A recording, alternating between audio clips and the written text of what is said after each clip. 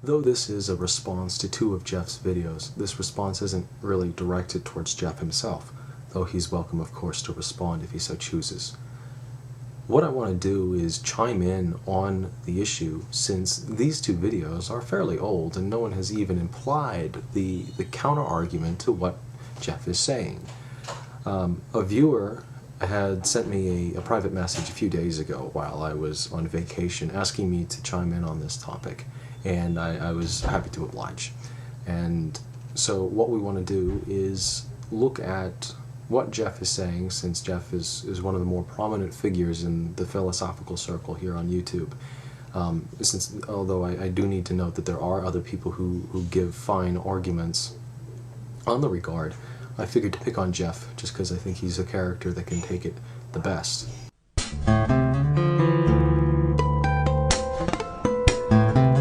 There are two terms that we can use when we're analyzing a syllogism, whether it's a hypothetical syllogism, a disjunctive syllogism, or otherwise. We can say that a syllogism is sound, or we could say, we could say that a syllogism is valid. A valid syllogism is one that is cast appropriately. It adheres to all of the rules, all of the structural, technical rules that a syllogism needs in order to be called appropriately a syllogism. A sound syllogism is one that is valid and that yields true conclusions. So you see, we can have a syllogism that yields false conclusions and be valid, but not be sound. The notation that Jeff uses in his video, although it is fine and proper and well cast, is oftentimes esoteric and not very useful to people who don't use that kind of notation from day to day, I certainly being one of them. So I want to talk to you about disjunctive syllogisms in a language that any viewer who would watch this video could understand. It's cast with this kind of notation. A is either B or C. There is no B, therefore A equals C. It's simply saying that if it's not one thing, then it must necessarily be the other thing. Now you can get into trouble here when you cast the first premise of a disjunctive syllogism inappropriately. You might be casting a valid syllogism, but it won't be sound. Here's an example. All women are either brunette or blonde. Sally is not brunette, therefore Sally is blonde. Well, now this may not necessarily be true, since of course there are many different shades of hair color. And even if you ignore all of the dyed hair colors out there, there's still the natural tone of a red or some sort of orangish shade of hair that is not accounted for at all in the disjunctive syllogism.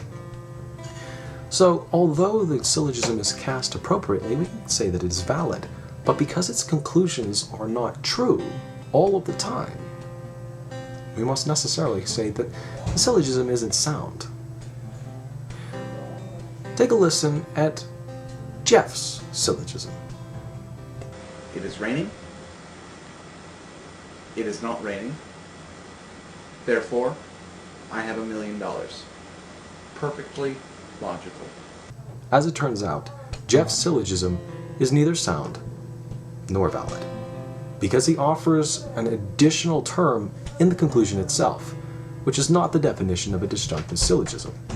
He's welcome to do whatever he wants and come to whatever conclusions he wants, but if he wants to use a disjunctive syllogism, those have to be cast in a specific sort of a way, if you want to call it a disjunctive syllogism. It's important to note that he prefaces his entire argument on this faulty base of what a disjunctive syllogism is. And you should know that if you want to find out what exactly this is all about and make up your own mind on the subject. It may be raining in one half of the city and not raining in the other, and we would say it is raining and not raining in this city. Here, Jeff is trying to show that something can be and cannot be at the same time, and therefore invalidating the law of non-contradiction. And it would, if it worked. However, the problem Jeff is dealing with here is actually the subject of his simple declarative sentences. You see, taking a sidestep here for a moment, the notion of truth only arises because of language itself. It's a byproduct of language, and more importantly, it's a byproduct of simple declarative sentences. We can say things, we can make accusations, we can make proposals, we can make statements about the world. And those statements can either be true or false. But it's only because we can say them or speak them or communicate them in any way in the first place that allows the notion of truth to exist. Without language, there would be no truth.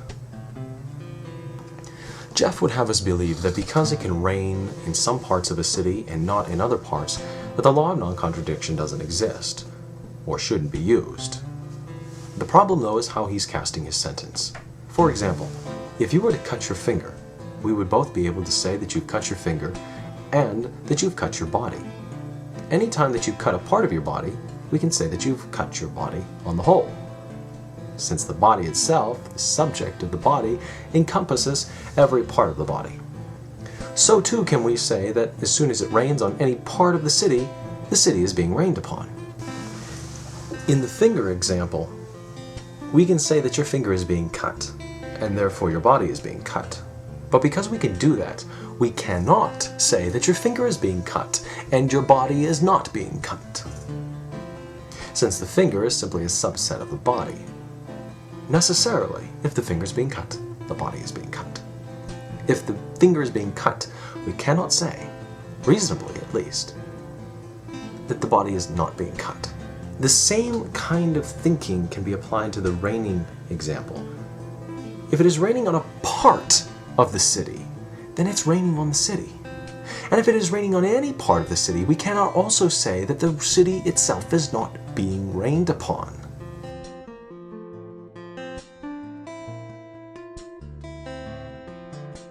If you want to say that it's raining in one place and not another, fine.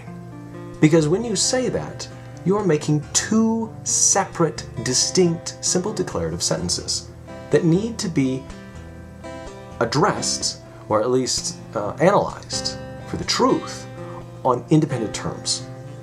For example, it is raining outside. Is it true or is it not true? You can be the judge.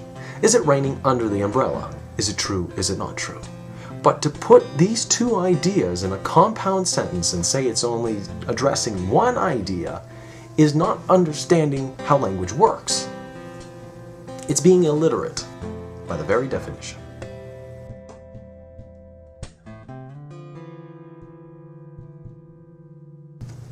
The music you heard in this video is played by a young, fantastic musician. You can check him out on YouTube. I put the link in the box. Go celebrate this kid. He's absolutely phenomenal. Take care.